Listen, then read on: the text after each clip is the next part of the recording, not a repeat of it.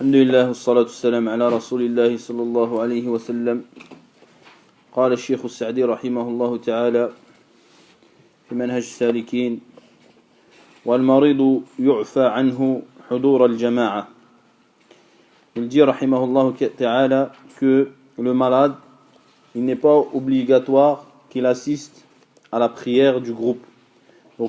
Donc il a parlé avant rahimahullah ta'ala de la prière en groupe, ensuite de l'imam, ensuite là il parle de ceux qui sont excusés dans le fait de ne pas assister à la prière du groupe.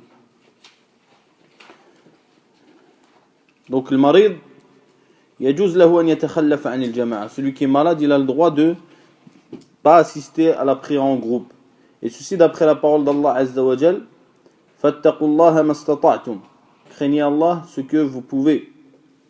Et la parole du prophète sallallahu alayhi wa sallam qui est rapportée d'après Abu Huraira qu'il dit: idha amartukum bi amrin fa'tu minhu mastata'tum, rawahu fi sahihayn.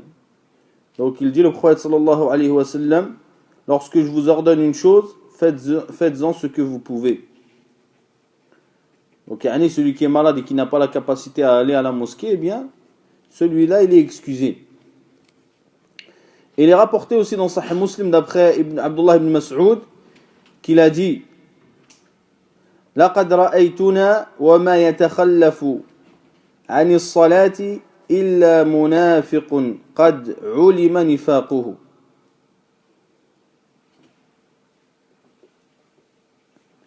أو مريض. Il dit: et tu ne voyais pas l'un d'entre nous délaisser la prière en groupe, sauf un hypocrite à l'hypocrisie avérée, ou un malade. وإن كان مريض لا يمشي بين الرجلين حتى يؤتى أو يأتي الصلاة. Donc il dit, le malade qui marchait, il venait entre deux personnes et il venait à la prière. Donc là, on voit qu'il y a deux catégories de maladies. Il y a la maladie qui est une maladie forte, importante, qui empêche la personne de se déplacer, etc. Donc celui-là, il est excusé de le jama'a.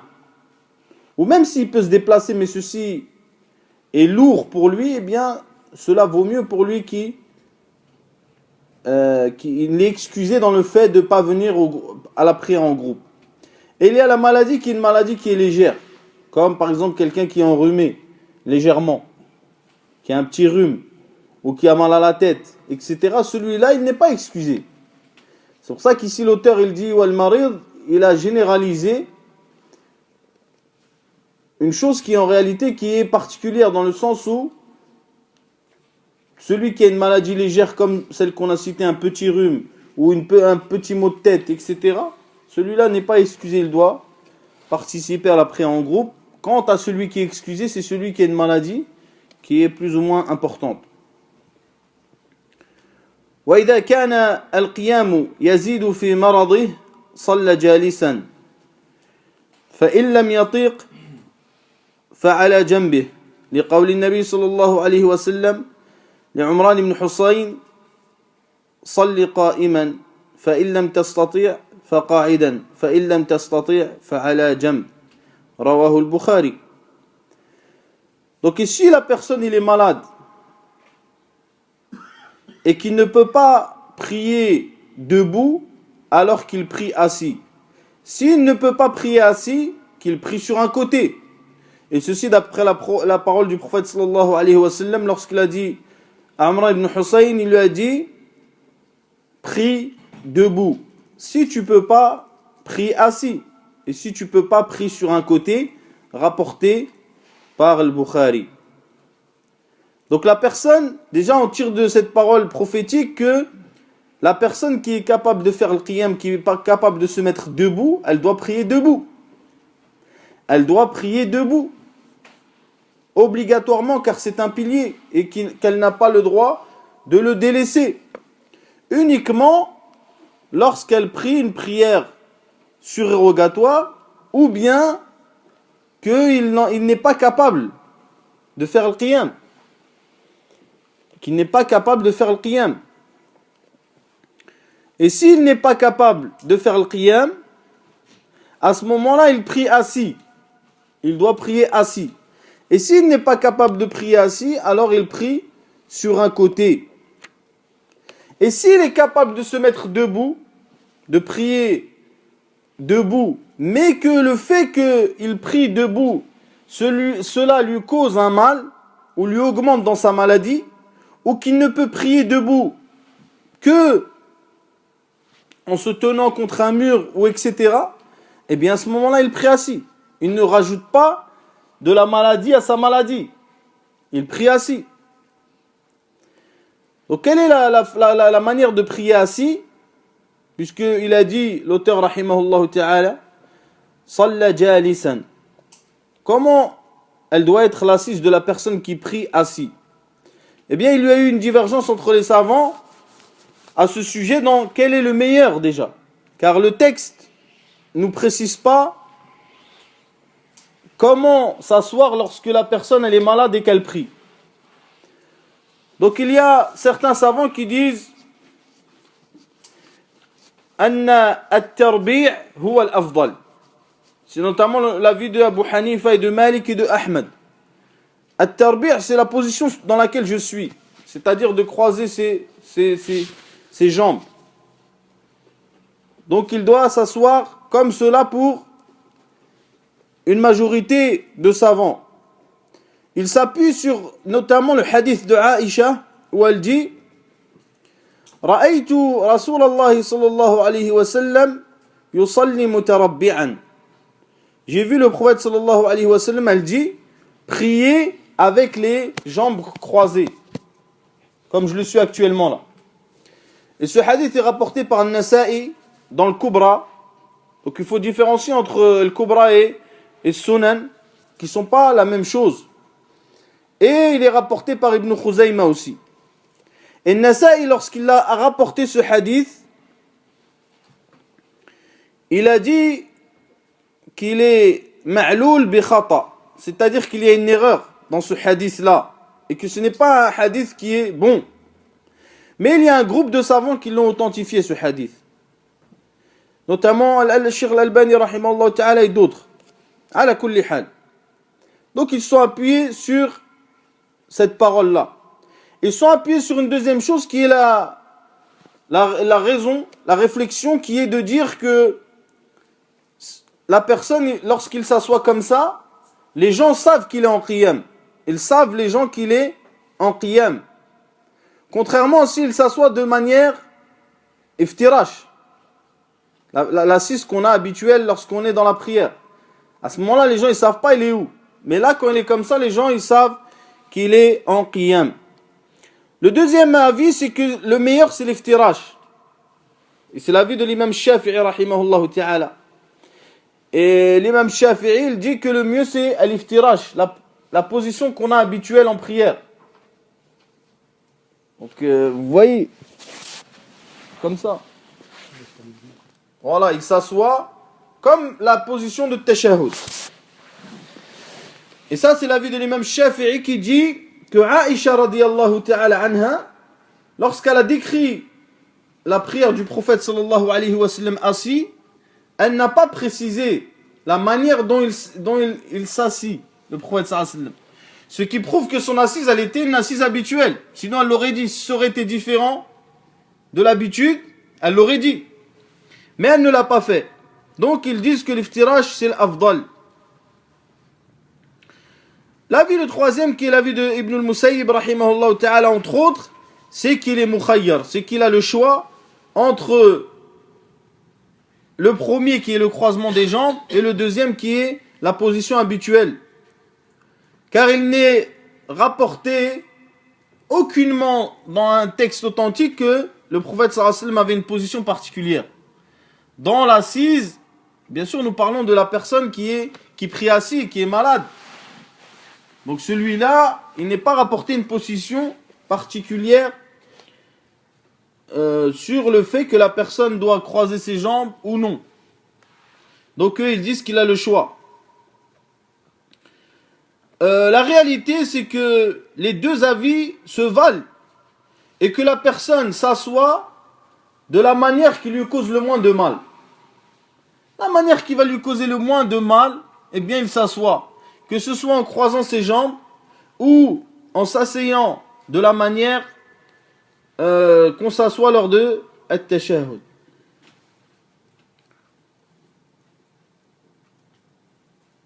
Donc il y a une question qui se pose aussi, qui est le malade. Quel est le mieux pour lui? Le mieux, est-ce que c'est qu'il prie à la mosquée assis ou qu'il prie chez lui debout?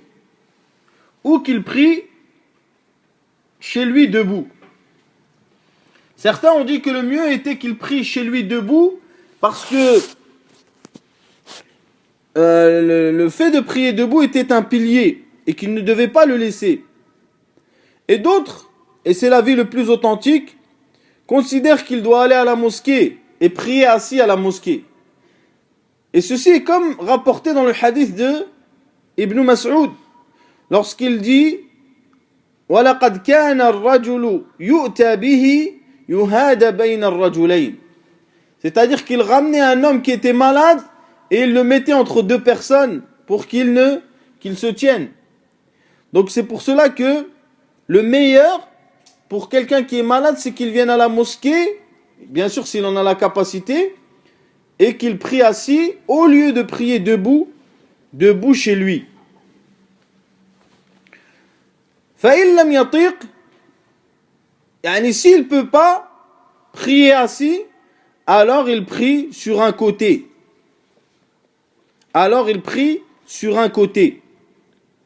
Et ce qui est apparent des paroles du prophète sallallahu alayhi wa sallam et des paroles de l'auteur aussi, c'est que il n'a pas choisi le côté, ni le droit ni le gauche.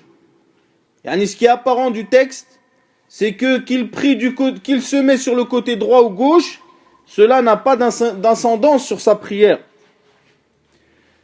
Et le meilleur, c'est qu'il se mette sur le côté où il ressent le moins de douleur.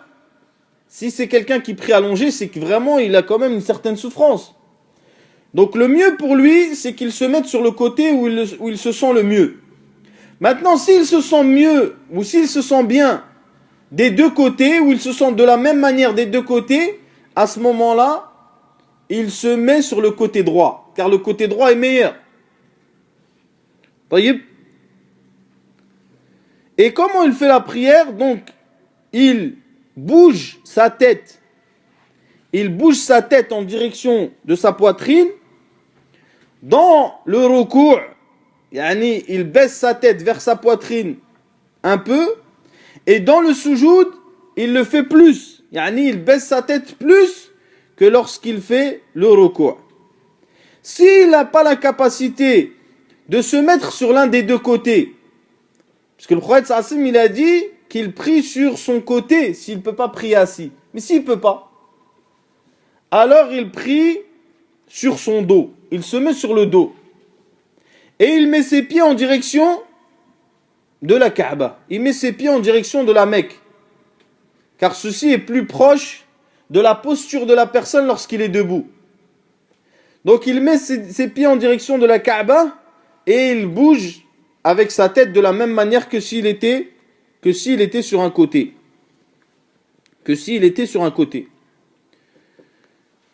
Maintenant, si la personne qui prie allongée, mathalan, et subhanallah, il y a beaucoup de gens qui sont malades et qui peuvent être dans cet état, il n'a pas la capacité de bouger sa tête.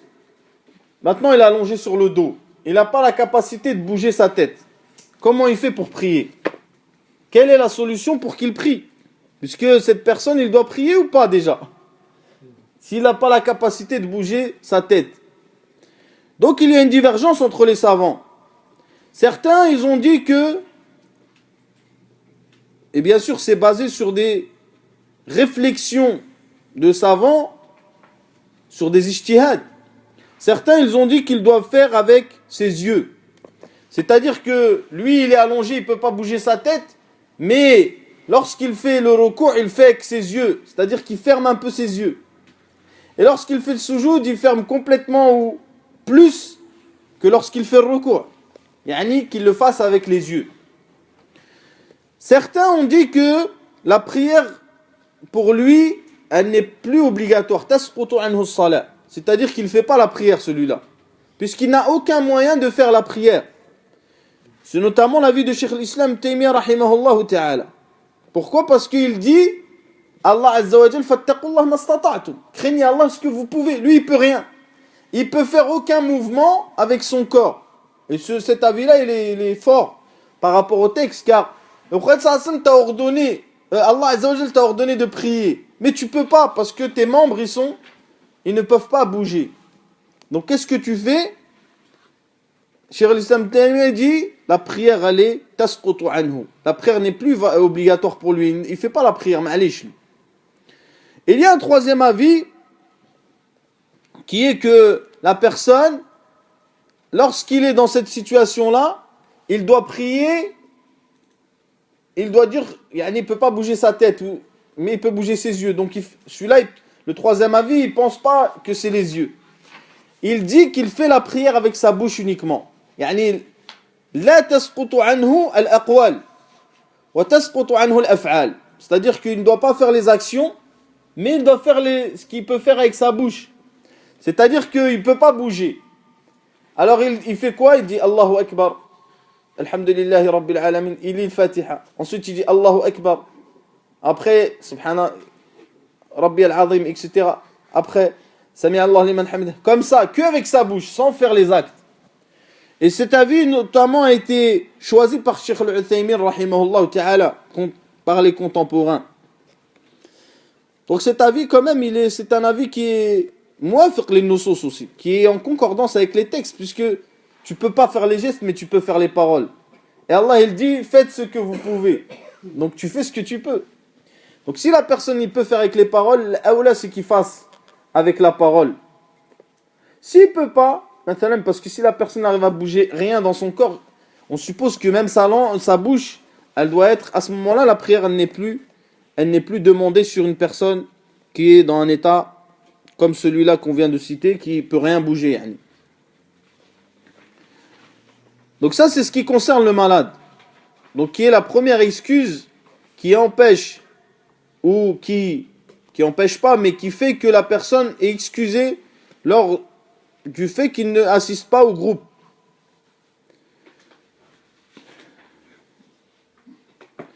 ثم قال الشيخ رحمه الله تعالى وإن شق عليه فعل كل صلاة في وقتها فله الجمع بين الظهر والعصر وبين العشاءين في وقت إحداهما. Donc là il parle d'un autre sujet, mais qui est en relation avec la personne qui est malade, qui est le fait de regrouper les prières, pour celui qui est malade. Il dit, et si il est difficile pour lui de faire chaque prière à son heure, alors il a le droit de réunir entre Dhuhr et l'Asr et entre Al-Maghrib ou Al-Isha à un temps des deux, au temps de un des deux. Wal-Jam'u, Al-Jam', c'est le fait de réunir deux prières à un temps de l'une des deux. C'est-à-dire que tu pries Al-Dhuhr et l'Asr à un temps, soit au temps de Dhuhr, soit au temps de l'Asr. Ou que tu pries Al-Maghrib ou Al-Isha, soit au temps de Al-Maghrib, soit au temps de Al-Isha. والجمع لا يصح إلا بين الظهر والعصر وبين المغرب والعشاء. C'est-à-dire le fait de réunir les prières n'est possible que entre la prière de Dhuhr et celle de l'Asr, et la prière de Al-Maghrib et Al-Isha. Donc il est autorisé à celui qui est malade de réunir ses prières, de réunir deux prières au temps d'une prière. Et ceci d'après le hadith de Ibn Abbas, où il dit جمع رسول الله صلى الله عليه وسلم في المدينة بين الظهر والعصر وبين المغرب والعشاء من غير خوف ولا مطر. فقلت يعني سعيد بن جبير سألت ابن عباس قال يعني عن السبب قال أراد أن لا يحرج أمته. Donc il dit Ibn Abbas, le prophète sallallahu alayhi wa sallam a réuni entre deux prières à Médine, entre le Dhuhr et l'Asr, et entre le Maghrib et l'Isha, alors qu'il n'y avait pas de peur ni de pluie. Donc le rapporteur, celui qui rapporte d'Ibn Abbas, a dit, je lui ai demandé quelle était la raison. Il a dit, il a voulu lever la difficulté sur sa communauté. Yani pas rendre les choses difficiles. Donc si la personne il a une difficulté ou une maladie ou une chose qui fait que il est préférable pour lui à cause de cette raison de réunir entre les deux prières, eh bien ceci lui est autorisé. Ici il faut aussi comprendre que al-jumu'ah la tujma' bil asr. La prière du vendredi ne se réunit pas avec la prière de l'Asr, car c'est une prière qui est unique et qui a ses règles et ses jugements. Aussi, al-Fajr, la tujma' ma'a ghayriha. La prière du matin ne se réunit pas avec une autre prière, l'infisaliha, car elle est coupée entre les prières. Celle qui est avant, elle est loin, et celle qui est après est loin aussi. Donc elle n'est pas groupée avec une autre prière. وَكَذَلِكَ الْمُسَافِرُ يَجُوزُ لَهُ الْجَمْعُ. Donc là, il a parlé du malade qui est malade et qui a le droit de grouper ses prières lorsqu'il en a besoin. Lorsqu'il en a besoin pour cause de maladie. Là, il parle d'un autre sujet qui est le voyageur et qui lui aussi a le droit de réunir entre ses prières. Et ceci notamment par plusieurs hadiths. Il y a le hadith de Mu'adh qui est rapporté dans les recueils authentiques. Il y a le hadith de Ibn Umar, le hadith de Ibn Abbas, le hadith de Anas, où il évoque le fait que le prophète sallallahu alayhi wa sallam a réuni entre ses prières. Donc il dit Ibn Umar, كان النبي صلى الله عليه وسلم يجمع بين المغرب والعشاء إذا وجد به السير. C'est-à-dire, rapporté par le Bukhari Muslim, il dit Ibn Umar, le prophète sallallahu alayhi wa sallam réunissait entre le Maghrib et l'Isha lorsqu'il était dans le voyage et qu'il était rapide, il voulait arriver à destination. Donc le jam' il est de deux catégories. Al-jam'u al-muttafaqu alayh, il y a le groupement qui est, on parle du voyageur, qui est, où il y a le consensus des savants, et qui est le jam' que fait le pèlerin lorsqu'il va au pèlerinage. Il fait le jam' bi Arafah ou bi Muzdalifa, c'est-à-dire qu'il réunit ses prières de Dhuhr et de l'Asr à Arafah. Puis lorsque le soleil commence à tomber, il se dirige vers Muzdalifa et il réunit ses prières à Muzdalifa qui sont Al-Maghrib wal-Isha. Et c'est ça la sunna. Donc, ça c'est, il y a le consensus. Et il y a le jam', il y a le regroupement qui est où il y a eu divergence. Où il y a eu divergence. Qui est notamment le jam' dans le voyage normal. Et la majorité des savants, ils considèrent que le groupement de la prière dans le voyage est autorisé. Et ceci est l'avis de la majorité, de la grande majorité. قال ابن قدامة رحمه الله هو قول أكثر أهل العلم. Donc c'est la parole de la majorité des gens de science qui considèrent que celui qui est en voyage, eh bien qu'il a le droit de grouper ses prières. Et les savants, ils ont divergé sur un sujet qui est en rapport avec le regroupement des prières lors du voyage d'une personne, qui est-ce que la personne peut regrouper ses prières lorsqu'il est nazil, Donc lors du voyage, les voyages anciens, parce que les voyages actuels, ils sont différents, malgré que c'est possible aussi, mais là, ils avaient, leur voyage, il était, soit ils étaient nazil, c'est-à-dire qu'ils étaient campés, ils étaient dans un campement, et ils s'arrêtaient un temps. Ou soit ils étaient fissayr, c'est-à-dire qu'ils étaient en voyage, en circulation. Donc soit ils s'arrêtaient, soit ils bougeaient. Et c'est là la divergence où elle est apparue dans le fait de regrouper les prières. C'est est-ce que tu peux regrouper dans la prière dans les deux cas ou uniquement lorsque tu es en train d'avancer. Donc l'imam Malik rahimahullah, il considère que le jam' il est uniquement lorsque tu es fissayr, lorsque tu es sa'ir, lorsque tu circules. Amma al-Shafi'i ou l'imam Ahmad, il considère que al-jam', le regroupement des prières est bon que tu sois nazil ou sa'ir, que tu sois posé ou que tu sois en circulation. Donc l'imam Malik utilise le hadith que nous avons cité précédemment, qui est le hadith d'Ibn Umar. كان النبي صلى الله عليه وسلم يجمع بين المغرب والعشاء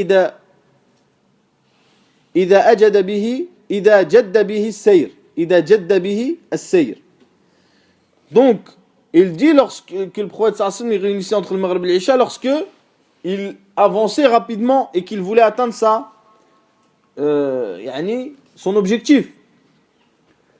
Quant au Shafi'i ou l'imam Ahmad, ils ont utilisé le hadith de Mu'adh qui est rapporté par Muslim, où il dit خرجنا مع رسول الله صلى الله عليه وسلم في غزوة تبوك فكان يصلي الظهر والعصر جميعا والمغرب والعشاء جميعا.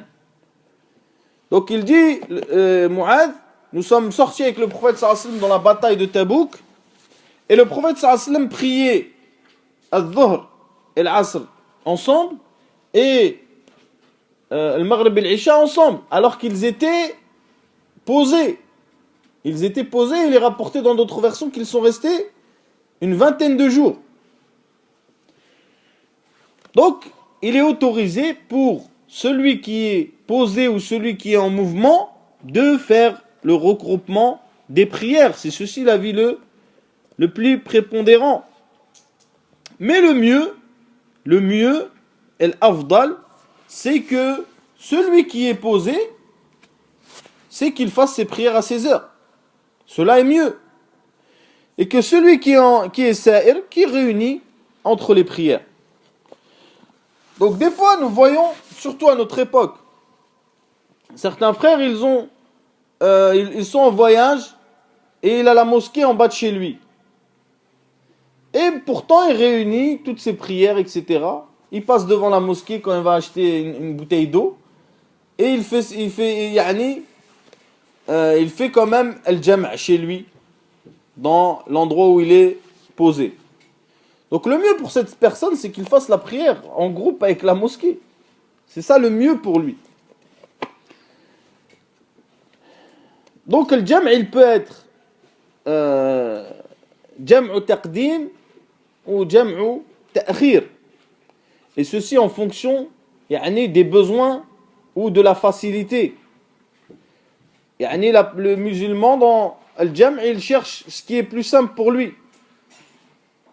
Donc si le plus simple pour lui est de faire le jam' au moment de dhuhr, eh bien qu'il le fasse.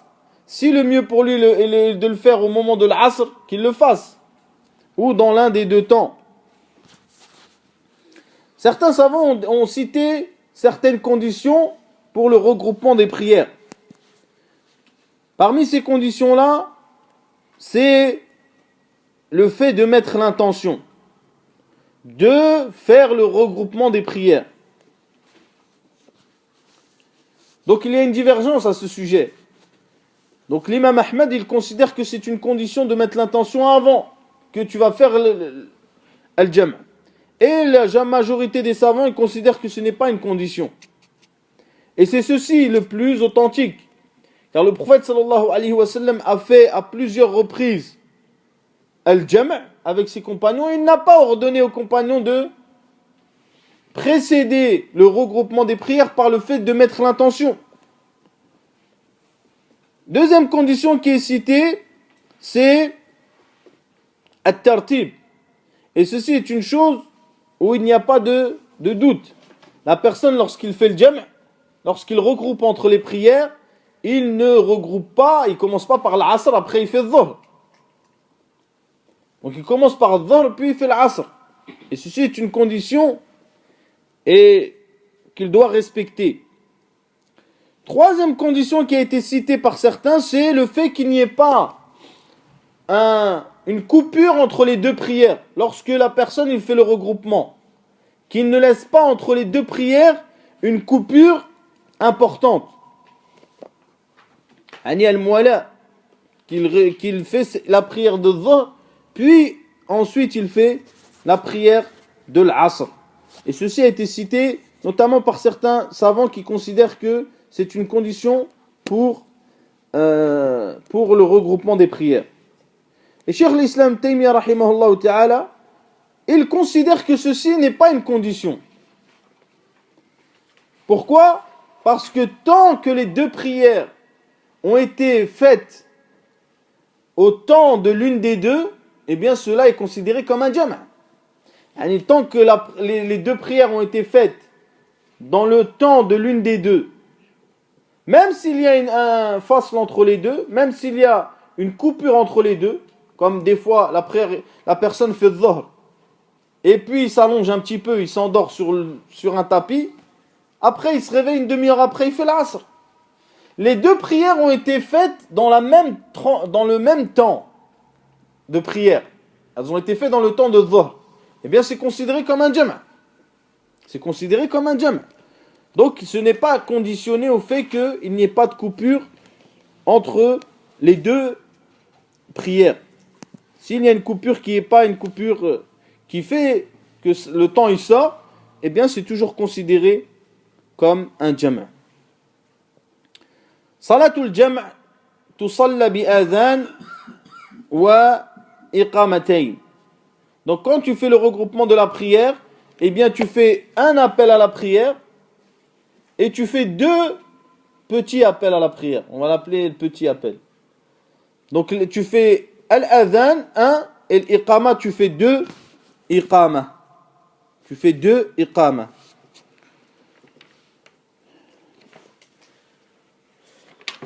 Donc l'auteur ensuite il dit وَيَسُنُّ لَهُ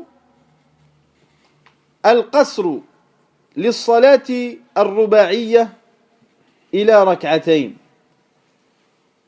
Donc là il parle aussi d'un sujet qui est en relation aussi avec le fait de regrouper la prière, qui est le fait de diminuer les prières dans leur nombre de rak'at. C'est-à-dire qu'au lieu de faire 4 pour dhuhr, tu en fais plus que 2. Au lieu d'en faire 4 pour l'asr, tu en fais plus que 2. Au lieu de faire 4 pour al-isha, tu n'en fais plus que 2. Donc il a bien précisé l'auteur qu'on parle des prières qui sont des prières où il y a 4 unités de prière. Cela implique qu'il n'y a pas de qasr dans le fajr et il n'y a pas de qasr dans le maghrib. Donc il y a le qasr dans le maghrib, il n'y a pas. Certains ils croient qu'ils font une raka'a et demie. Comment il fait? Lorsqu'il a fait le ruku', il fait le tashahhud pendant le ruku'. Donc il n'y a pas de qasr dans la prière de maghrib, mais uniquement dans les prières où il y a 4 unités de prière. Donc al-qasr, c'est-à-dire le fait de couper les prières où il y a 4 unités en deux et légiférer par le livre d'Allah Azza wa Jal, par la sunnah et par le consensus. Allah Azza wa Jal dit وَإِذَا ضَرَبْتُمْ فِي الْأَرْضِ فَلَيْسَ عَلَيْكُمْ جُنَاحٌ أَن تَقْصُرُوا مِنَ الصَّلَاةِ In khiftum an yaftinakum alladhina kafaru. Donc il dit, Allah Azza wa Jal, et lorsque vous voyagez, il n'y a aucun mal que vous diminuez les prières. Si vous craignez que les mécréants viennent vous titiller, on va dire. Ça, c'est le verset. Donc le verset, lorsqu'on lit ce qui est apparent du verset, c'est que le verset, il est apparemment conditionné au fait d'avoir une crainte. In khiftum. Si vous craignez que telle ou telle chose vous arrive. Mais il y a un hadith qui est rapporté par Muslim, qui est le hadith de Ya'la ibn Umayyah, et où il dit, j'ai dit à Omar, il a demandé à Omar ibn al-Khattab sur ce verset, il lui a récité le verset. Il lui dit, Allah Azza wa Jalla a dit, si les gens ils craignent, aujourd'hui les gens ils sont en sécurité, il a dit ça à Omar. Et Omar il a dit, Ajibtu mimma ajibta minhu. Il a dit, je me suis étonné de ce que tu t'es étonné toi-même. Et j'ai demandé au prophète sallallahu alayhi wa sallam, comme tu m'as demandé là. Ensuite, le prophète sallallahu alayhi wa sallam a dit, Sadaqatun tasaddaqa Allahu biha alaykum, faqbalu sadaqatah. Donc il a dit, le prophète sallallahu alayhi wa sallam, c'est une aumône qu'Allah vous a donnée. Acceptez donc son aumône. Le fait de diminuer les prières de 4 à 2. Et il y a d'autres hadiths à ce sujet, notamment un hadith qui a été rapporté que Abu Bakr, Omar et Uthman, tous ils ont fait al-qasr. Tous ils ont fait al-qasr. Ceci comme il a été rapporté par Al-Bukhari et Muslim. Donc l'auteur rahimahullah ta'ala il dit ici yasunnu lahu. Donc il est recommandé dans le sens où c'est quelque chose qui est sunnah, qui n'est pas obligatoire. Mais il y a une divergence entre les savants sur le jugement de l'qasr. C'est-à-dire il y a une divergence entre les savants sur le jugement du fait de diminuer les prières de 4 à 2. La grande majorité, ils considèrent que c'est une sunnah. Le fait de diminuer les prières de 4 à 2, c'est une sunnah. Et il a été rapporté de certains savants, comme Abu Hanifa ibn Hazm, et Shawkani même, qui disent que c'est obligatoire. Yani que le qasr est obligatoire. Donc ceux qui ont dit que c'était une sunnah, ils ont utilisé le hadith qu'on a cité précédemment de Omar, où il dit c'est une aumône qu'Allah vous a donné, acceptez-la. Yani, ce n'est pas un ordre ferme que vous devez prendre cette chose-là. C'est une chose qu'Allah vous a, c'est comme une rukhsa, c'est comme quelque chose que on vous a donné, prenez-le. Donc j'ai oublié de dire qu'il y avait le consensus des savants sur le fait que Al-Qasr, c'est légiféré. Que le Qasr est légiféré. Ceux qui ont dit que c'était wajib, que c'était obligatoire, ils ont utilisé la parole de Aisha radiyallahu ta'ala anha, où elle dit Awwal ma furidat as-salat rak'atayn. La prière, lorsqu'elle a été prescrite au début, obligatoire, elle était de 2 unités. Fawqirrat salat as-safar. La prière du voyageur est restée 2. Wa utimmat salat al-hadar. Et la prière de celui qui est chez lui a été complétée par 2. Donc comme si cela voulait dire que la prière de 2 unités était obligatoire à la base, dans le sens où c'est la prière de base, et que la prière du voyageur est restée comme ce qui a été rendu obligatoire au début. Donc ils ont pris ça, et le hadith est rapporté par Al-Bukhari et Muslim. As-sawab de tout ça, ce qui est le plus authentique, c'est que la prière, le fait de diminuer les prières, c'est une sunna qui est fortement recommandée, et qu'il est très déconseillé de délaisser cela. Il est très yukrah tark al-qasr, qu'il ne faut pas le laisser, mais il n'est pas obligatoire. قال شيخ الإسلام تيمية رحمه الله تعالى إن القصر سنة والإتمام مكروه لأنه خلاف هدي النبي الدائم. Donc il dit, Cheikh l'Islam Taymi rahimahullah, il dit, le fait de diminuer les prières est une sunna, est une tradition. Et le fait de compléter est déconseillé. Car c'est l'action du prophète sallallahu alayhi wa sallam tout le temps. Le prophète sallallahu alayhi wa sallam, ce qui est rapporté de lui en voyage, c'est qu'il coupait ses prières. Et ceci tout le temps. Il n'a pas été rapporté de lui qu'il a complété ses prières. Mais est-ce que l'action du prophète sallallahu alayhi wa sallam seul peut démontrer une obligation? Non. Al-fi'l al-mujarrad la yadullu ala al-wujub. L'action comme ça, elle ne peut pas prouver une obligation. Mais ça prouve que c'est une tradition qui est très très fortement recommandée et qu'il ne faut pas la délaisser. Donc il reste certaines masaïl à citer qui sont en rapport avec le qasr. Mais Inch'Allah ta'ala, nous citerons la prochaine fois. Wallahu ta'ala alam. Subhanakallah wa bihamdik. Shadu an la ilaha illa ant.